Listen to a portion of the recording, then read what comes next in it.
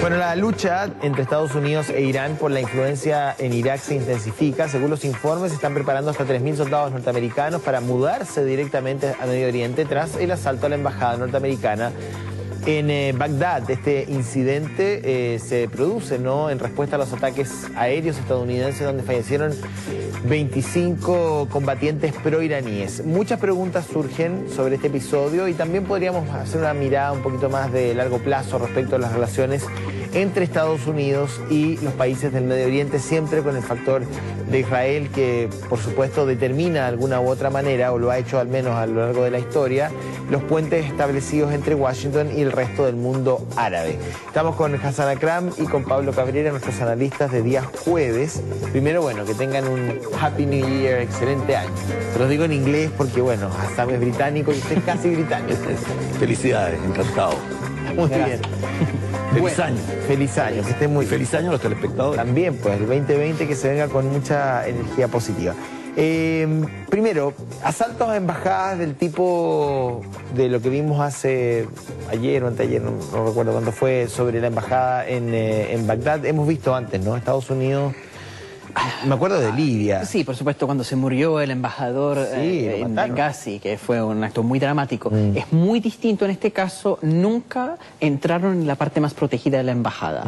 Y además que está en la zona verde, ¿cierto? Que es la zona internacional de Bagdad, que tiene un perímetro que antes fue bajo el control de los soldados estadounidenses y se fue solamente hace 2 años que cambiaron y ahora está bajo el control del ejército iraquí. Pero es un centro muy protegido. En ningún momento corría peligro ningún miembro del cuerpo diplomático estadounidense. Ahora uno recuerda, bueno, Libia, la toma de la embajada en Irán, los ataques terroristas aquí en Tanzania. O sea, Estados Unidos ha tenido, sus embajadas son un símbolo. Bueno, digamos. Es curioso que en aquel momento la presidenta Bachelet dijo: ¿por qué Estados Unidos nunca tiene golpe de Estado? Porque no tiene embajada estadounidense.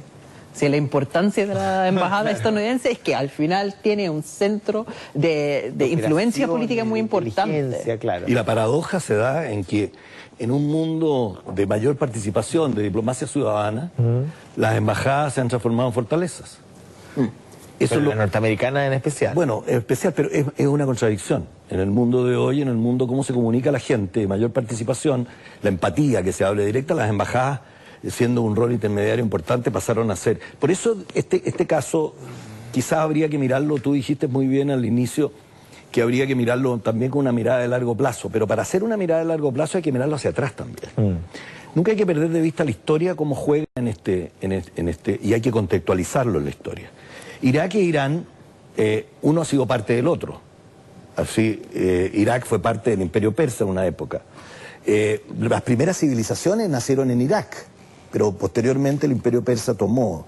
Entonces, han habido episodios dramáticos en la historia de estos países y los más recientes han sido invasiones y guerras. La guerra desde el 82 al 88 fue una de las guerras más virulentas que han habido. Fue una guerra aérea, marítima y terrestre. Fue una guerra que tuvo unos combates aéreos... Elemento químico ahí. Elemento químico, etcétera. Entonces, la participación de Irán en el Medio Oriente y de Irak en el Medio Oriente tiene historia. Y tiene historia también la participación de los Estados Unidos. Y hoy día, cuando el mundo se ha transformado más en multipolar, según algunos, todavía yo no estoy tan convencido que sea multipolar, es multipolar desde la perspectiva de que hay países de porte medio que contribuyen en la toma de decisiones en el mundo. Y uno de esos países es Irán. Otro es Turquía, otro es Rusia. Quería antes de entrar ahí, hacer una reflexión respecto de dónde está Irak hoy día, digamos. Muy bien. De dónde venimos con Irak, sabemos dónde venimos, pero no sabemos dónde estamos parados. Irak, ¿qué es lo que es Irak hoy día en términos políticos, en términos del contexto internacional? Para Estados Unidos es un desastre. En 2003, George Bush, el hijo, decidió invadir a Irak y el establishment, ¿no?, la élite de política exterior en Estados Unidos, se mostró más bien dudosa frente a esa idea de atacar a Irak. Primero, porque el tema del 11 de septiembre, que fue un ataque organizado en Afganistán, no tenía mucho que ver con Irak. Fue más bien una idea que siempre tenían, que querían atacar a Irak los neoconservadores, los de la derecha dura. Y los que eran más del centro decían, pero eso no nos va a ayudar. De hecho, en el conflicto entre Irán y Irak, antes Estados Unidos apoyó a los dos lados, porque para Estados Unidos es mucho mejor dividir para controlar. Cuando Estados Unidos invadió a Irak, ¿qué lograron? Lograron empoderar fuertemente a Irán, porque Saddam Hussein fue un líder suní, o sea, efectivamente como católico en un país de protestantes. Y cuando él se fue, entonces toda la mayoría shia, que es la misma religión que en Irán, entonces lograron llevar la voz cantante. Entonces el gran ganador de la invasión de Estados Unidos a Irak fue Irán. Entonces en este momento tenemos un país fuertemente dominado por distintos grupos shia. Muy pro-iraní, digamos. Exactamente, con Estados Unidos en una situación de mucha incomodidad por su propia culpa. Ahí has tocado un punto que es interesante para analizar esto de cara a la gente que lo entienda bien el problema, más allá de los episodios que hemos leído en los diarios, que hemos visto en la televisión. Yo creo que el tema religioso es un tema importante, el tema chiita y sunita. Saddam Hussein era sunita, pero Irak mayoritariamente es chiita, y Irán, el 97% de los iraníes son chiitas, y creo que el 90% o el 87% de los iraquíes son chiitas. Por eso tiene mucha importancia el tema religioso. Desde otra perspectiva tiene mucha importancia el tema geopolítico, la ubicación geográfica de dónde se da esto. Y la tercera, el rol de las grandes potencias en ese territorio. ¿Por qué? Porque si hoy día vemos que de los 60.000 efectivos que tiene Estados Unidos en el Medio Oriente, obviamente que en todos los países del Medio Oriente tiene fuerzas de Estados Unidos. Tiene fuerzas desde Bahrein a Siria. Entonces, ¿por qué? Por diferentes materias, sea para controlar el terrorismo, sea para controlar el libre tráfico marítimo en el estrecho de Hormuz, sea para la seguridad del Golfo Pérsico, el libre comercio. Entonces, obviamente que eso también tiene una connotación de política interna. Entonces, creo que hoy día, para entender el problema, hay que ver cuál es el rol de los Estados Unidos, y Irak, en este caso, juega un papel de que los Estados Unidos tienen un convenio con Irak, tiene un acuerdo, donde tiene fuerzas estacionadas ahí y está ayudando en su desarrollo político. Que haya violado el acuerdo, ese es otro tema. Y el tema de Irán tiene que ver con el tema nuclear, que es el otro tema que no lo nombramos, que es el tema de la participación de Irán en la Organización de la Energía Atómica. Sí. Acuérdense que Israel e Irán, que son dos países de porte medio que participan en como países de porte medio en esta decisión de la toma de decisiones internacionales, son dos países que pertenecieron por mucho tiempo y todavía pertenecen a la minoría sospechosa en cuanto a los armamentos nucleares. No, sí. De esa perspectiva la pregunta es, ¿le conviene a Estados Unidos mantener abierto un conflicto con Irán o no? Lo más importante con esa pregunta es dividir entre lo que le importa al presidente Trump y lo que le importa a Estados Unidos. Porque Trump es excepcional en el sentido que es uno de los presidentes que tiene menos interés en lo que pasa en Estados Unidos. Lo que le interesa principalmente es su propio resultado electoral. Y en eso está jugando porque él sabe que hay réditos electorales muy fuertes cuando él ataca a Irán. ¿Cierto? Porque simplemente su base más dura aprecia ese tipo de lenguaje bélico. Lo que no quieren de ninguna forma es ver norteamericanos soldados muertos en un conflicto real. Entonces, ¿qué tiene que hacer Trump para mantener su éxito electoral? Tiene que hablar con una retórica muy agresiva, muy fuerte, pero al último momento echarse para atrás. Y él ha hecho eso maravillosamente. Y va a hacer lo mismo ahora. En el Twitter dice que los iraníes van a pagar un costo muy alto por todo lo que están haciendo, pero es una frase en Twitter. Después están enviando soldados, pero ¿soldados a dónde? A Kuwait, no directamente a Irak. Es como la posibilidad de intervenir, muchas amenazas, mucha retórica, la realidad. En el fondo, claro. Estamos entrando al 2020. Y el problema de Irán con Estados Unidos se arrastra desde la caída del Shah de Persia, de Irán. El año 80 o 78, cuando fue la toma de la embajada de los Estados Unidos en Irán, ¿se acuerdan? La época de Jimmy Carter. Duró 4 semanas esa toma. Sí. Claro. Entonces, al ver el año 2020, como alguien muy bien dijo, un paso para adelante, 2 para atrás. Yo creo que en estos años, desde 1978 a hoy día, las relaciones de Irán con Estados Unidos no han sido las mejores. ¿Por qué? Porque Estados Unidos siempre ha considerado a Irán y sus aliados en el Oriente Medio como un factor de desestabilización en los países, en los estados del Oriente Medio. ¿Y por qué? Porque quiere ser una potencia. Ha tenido también diferencias con Rusia. Acuérdate en lo que fue todo el tema de Azerbaiyán, la zona de Azerbaiyán, en lo que se refiere al desarrollo ahí, potencia media en esa parte del mundo. Entonces creo que hoy día se ha revivido de alguna manera, y algunos llegan a decir que es un poco una situación gatopardista, o sea, todo cambia para seguir todo igual. O sea, bueno, sí, porque a la larga es muy difícil. Se han retirado Estados Unidos con el presidente Obama, llegaron a un momento donde se firmó este acuerdo nuclear. Y este acuerdo nuclear se firmó con la anuencia de todos los países de Europa. Claro. Y hoy día, obviamente que retirándose Estados Unidos del acuerdo nuclear, obviamente que disparó, le pegó al avispero, y hoy día el tema es bastante complicado. Y es bastante complicado porque todos quieren hacer negocios con Irán. Pero tú estás de acuerdo con Hassan de que efectivamente toda esta retórica anti-iraní tiene que ver con la campaña y que nunca va a haber un enfrentamiento real y que nadie está dispuesto a pagar el costo, lo que significa que Washington y Teherán entren en una guerra real? Bueno, ese es el otro tema, que era el de política interna, que faltaba. Y el tema de política interna, obviamente que Trump, les guste o no les guste, lo ha usado magistralmente en estos tipos. Cuando nace el orgullo de America First, que hoy día esta vez tuvo que hacer, como dijo el Papa, se me acabó la paciencia. Pareciera ser que se le acabó la paciencia a Trump, porque hay que recordar que fueron... ¿No le ha pegado a nadie? No, lo que pasa es que fueron 11, han habido 11 ataques a instalaciones americanas de base en la frontera con Irak, y en la única que muere algún norteamericano es en esta.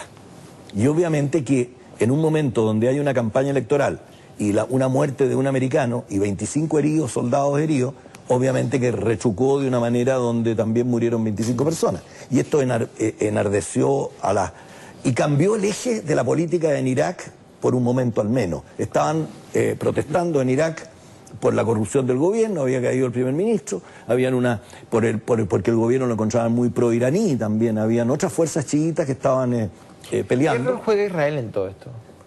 Bueno, ¿creen ustedes?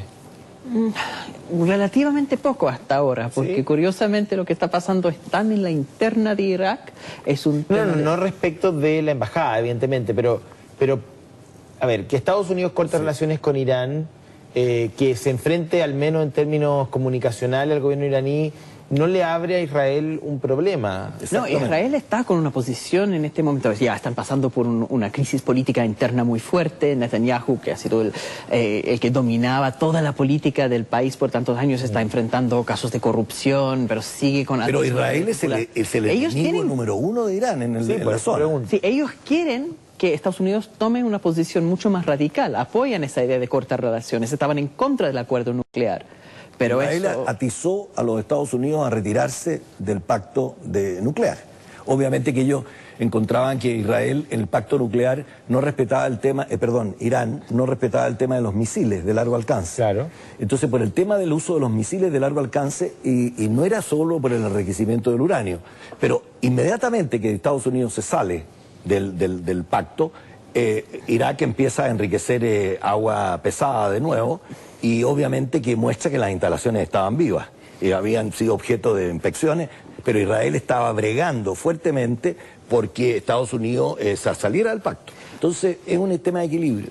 Hay una diferencia fundamental de perspectiva entre los intereses para Estados Unidos y los intereses para Israel. A ver. Al final, Israel está con una posición muy bélica porque la posibilidad de paz siempre va a ser a costo de ellos. ¿En qué sentido? En el sentido que sí se sigue con la lógica de Obama de buscar acercarse a Irán, lo podrían bajar mucho en las revoluciones, la tensión, porque Irán... ¿Dice que van a hacer concesiones a Irán que van a perjudicar la defensa del Estado de Israel? Sí, porque efectivamente Irán lo que va a hacer, porque no es un país que quiere dominar el mundo, en ese sentido lo hablamos con Rusia también, que Estados Unidos es el único país que tiene esa visión, bueno, quizás con China, de interés en todas las esferas del mundo. Bueno, pues son la superpotencia. Precisamente, mientras que Irán solamente está interesado, como Rusia, en un tema de defensa de sus propias fronteras. Su interés es en los países que tienen mayoría shia, como Irak, que son pocas al final. No, pero Irán y Irak son dos países que son expansionistas, los dos. Irak ha sido expansionista siempre. Irak invadió Kuwait, invadió Irán,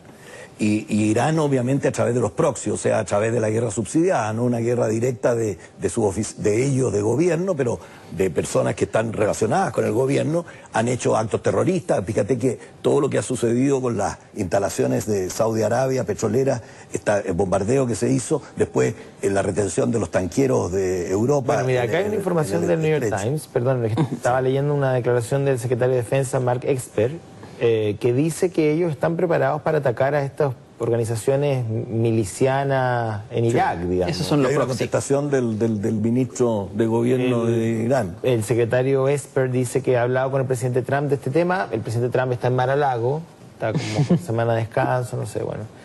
Entonces, porque no lo toma tan en serio, ese es el punto. Ellos están haciendo lo que tienen que decir, pero no es tan real. Al final, Estados Unidos ha perdido mucho poder por su propia culpa, porque ellos fueron los que más ayudaron a la fuerza consolidación del poder de Irán. Claro. Pero son dos cosas distintas. Irán podría ser una amenaza para la paz mundial si se tensiona mucho la situación. Entonces, lo que hizo Obama fue bajar la tensión con Irán para mantener el equilibrio mundial. Sin embargo, en términos estrictamente regionales es distinto. Por eso Israel no está muy interesado en la paz mundial. Ellos están interesados en su defensa de su territorio dentro del contexto del Medio Oriente. Y muchas veces, el análisis de ellos por lo menos, es que Irán puede ser neutralizado, puede dejar de ser una amenaza para la paz mundial a costo de dejarles dominar la región.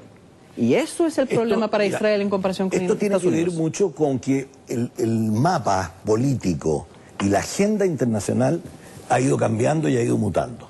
Y estamos volviendo a esquemas de hace 50 años, esquemas de áreas de influencia. Se nota, obviamente, que las potencias medias, la emergencia y la participación de Turquía, por ejemplo, en toda esa área, a Irán obviamente que la resiente. Claro. La participación de Rusia en la solución o no solución del problema sirio, del apoyo a Siria. Acuérdense que Rusia es un país muy influyente y sigue siendo influyente en el Oriente Medio a través de Israel. Hay elecciones de miembros de la Duma rusa que son elegidos por israelitas, que viven en Israel, pero que son rusos, que han vuelto allá. Entonces, este es un tema de equilibrio de poder, pero también de zonas de influencia. Y los Estados Unidos, no es que no le interese. Estados Unidos tiene 800 bases en el mundo.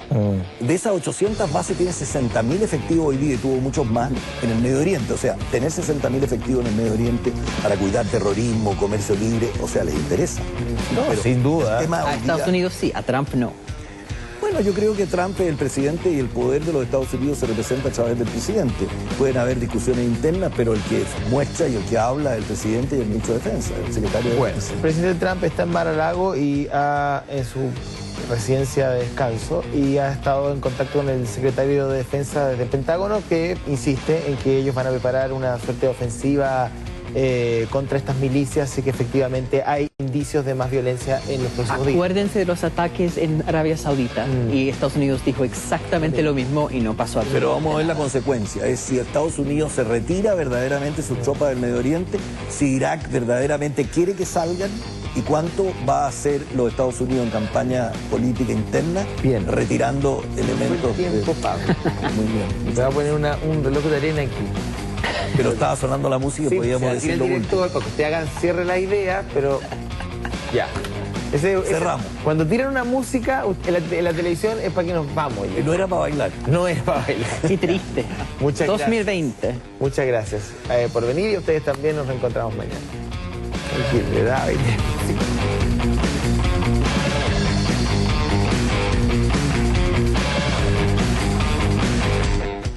En el mundo nacen nuevas formas de comunicarse.